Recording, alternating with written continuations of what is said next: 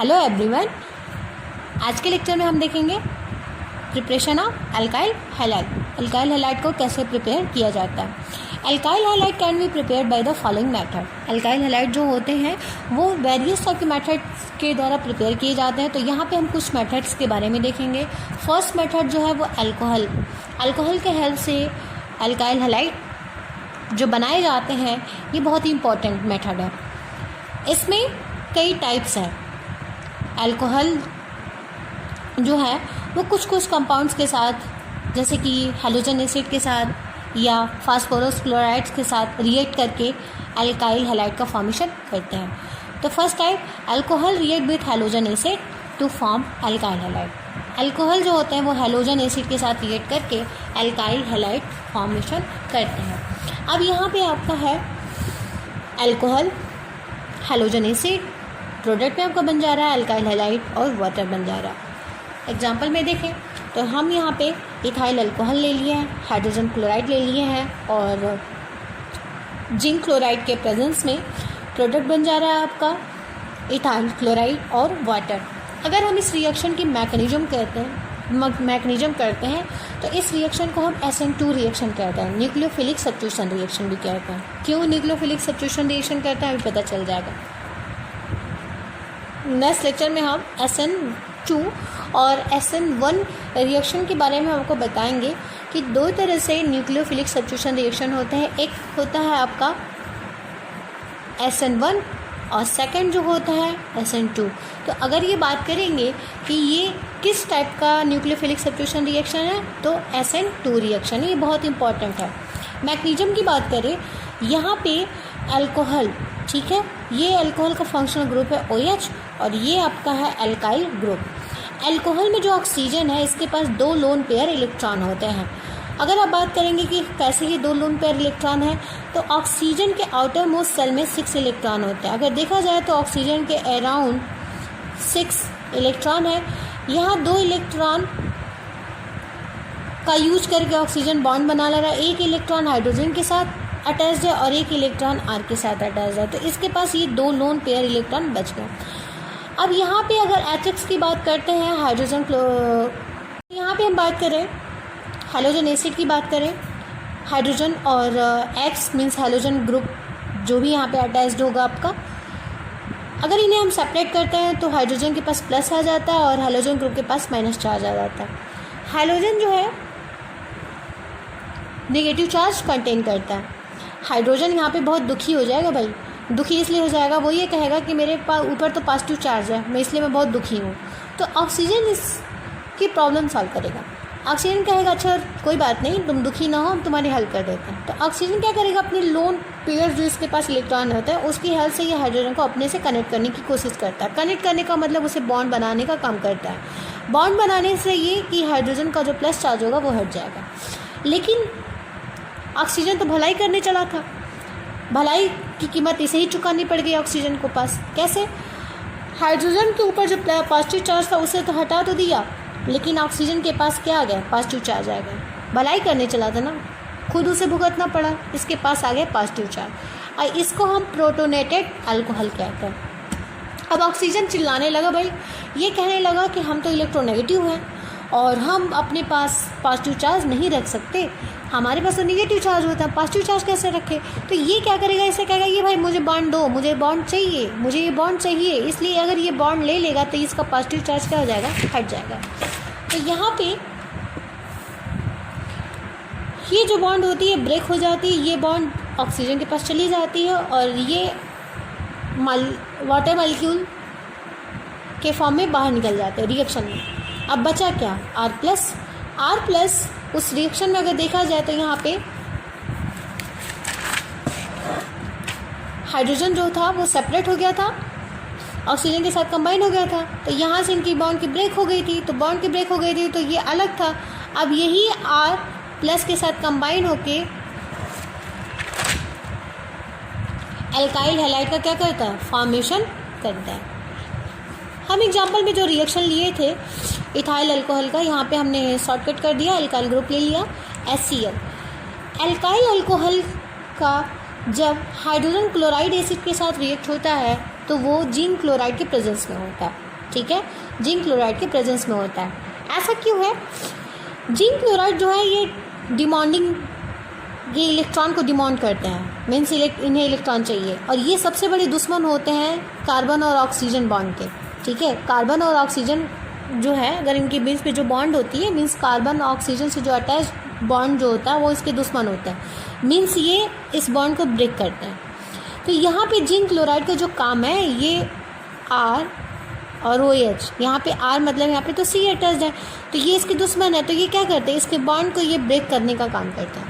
ये बॉन्ड को जो ब्रेक करते हैं तो ये अलग हो जाएगा OH, और ये इस पर आ जाता है पॉजिटिव चार्ज।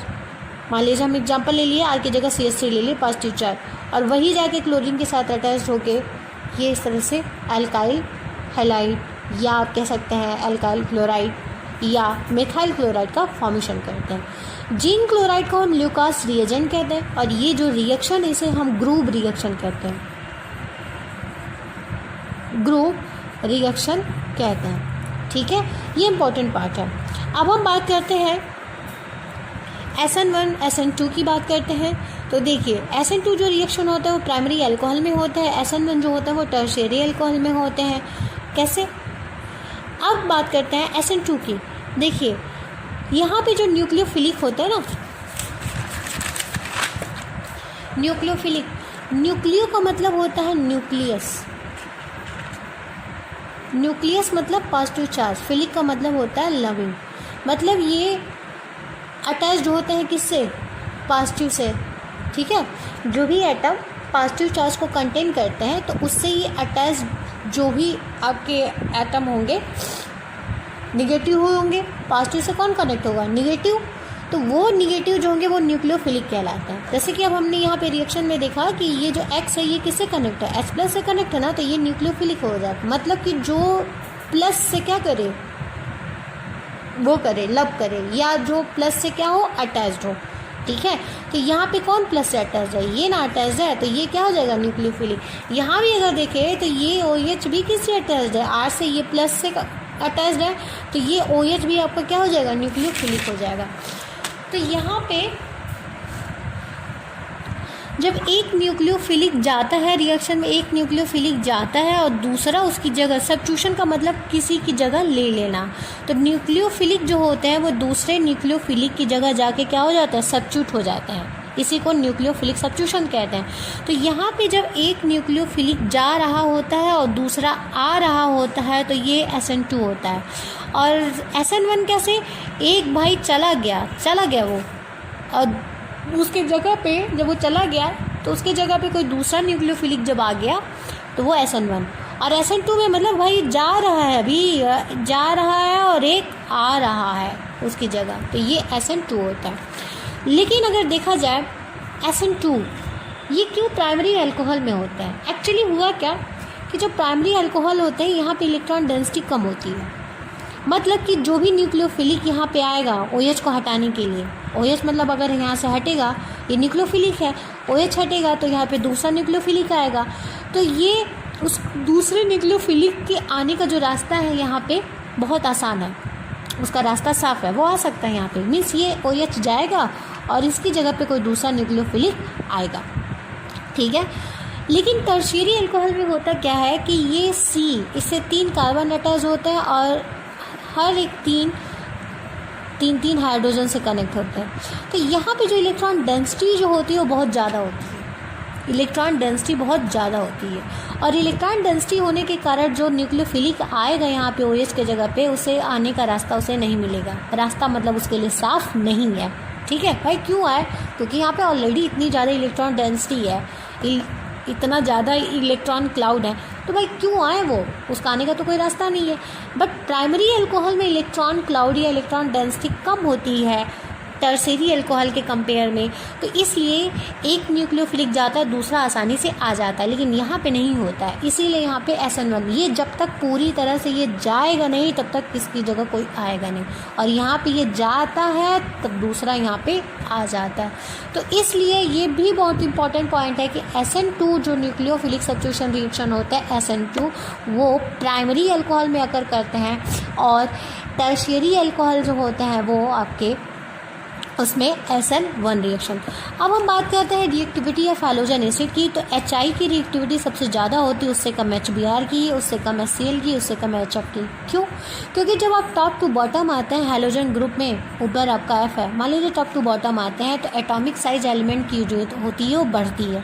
एटॉमिक साइज बढ़ने के कारण इनकी जो बीच की बॉन्ड लेंथ है वो बॉन्ड लेंथ बढ़ जाएगी।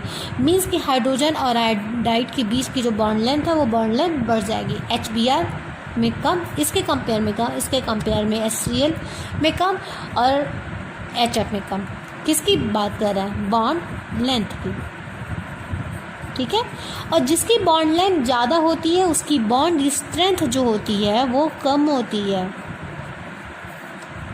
मतलब ये जितना ज़्यादा होगा ये कम होगा, और ये कम होगा तो ये ज़्यादा होगा, एक दूसरे के जस्ट अपोजिट है। बॉन्ड स्ट्रेंथ जब कम होगा तो ये आसानी से ये ब्रेक हो जाएंगे।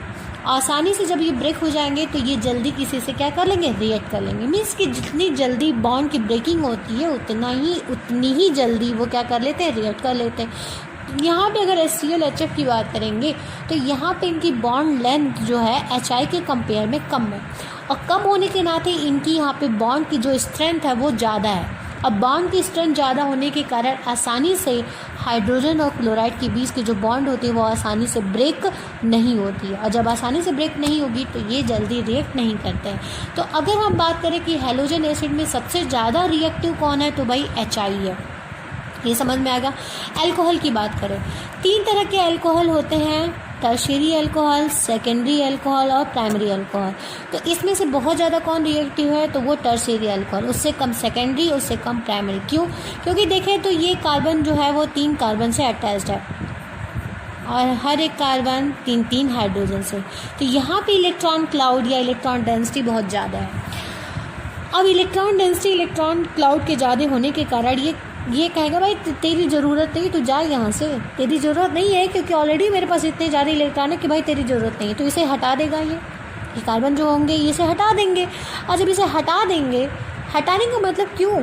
तेरी ज़रूरत नहीं है, क्यों? मतलब कि ये जो बॉन्ड होगी ये बहुत जल्दी ब्रेक हो जाएगी। ये ऑलरेडी इतने स्टेबल हैं, ठीक है, स्टेबल इतने हैं, ठीक है, तो इन्हें ज़्यादा स्टेबल की वो नहीं ज़रूरत है। मतलब इलेक्ट्रॉन क्लाउड इनके पास इतना ज़्यादा है, तो ये इसे ब्रेक कर देंगे, भाई तू जा, तेरी ज़रूरत नहीं, बॉन्ड की ब्रेकिंग हो गई। उसके बाद यहाँ पे देखेंगे तो उससे कम, मतलब यहाँ भी इलेक्ट्रॉन की डेंसिटी है, क्योंकि 2 कार्बन है, हाइड्रोजन है, ठीक है, लेकिन उससे कम किस में है? प्राइमरी अल्कोहल में है। तो प्राइमरी अल्कोहल जो होते हैं वो कम रिएक्टिव होते हैं, टर्शियरी अल्कोहल जो होता है वो ज़्यादा रिएक्टिव होता है। अब बात करते हैं ल्यूकास रिएजेंट। ZnCl2 को हम ल्यूकास रिएजेंट कहते हैं, ये हो गया। सेकंड टाइप्स की बात करते हैं, एक्शन ऑफ फास्फोरस हैलाइड या अल्कोहल। अल्कोहल जब फास्फोरस हैलाइड के साथ रिएक्ट करता है तो अल्काइल हैलाइड बनाता है। फास्फोरस जो हैलाइड होते हैं वो 2 फॉर्म में होते हैं, एक तो PX5 के फॉर्म में होते हैं और एक PX3 फॉर्म में होता है। PX5 फॉर एग्जांपल अगर देखें तो PCl5 कह सकते हैं, और PX3 फॉर्म में क्या है तो PCl3।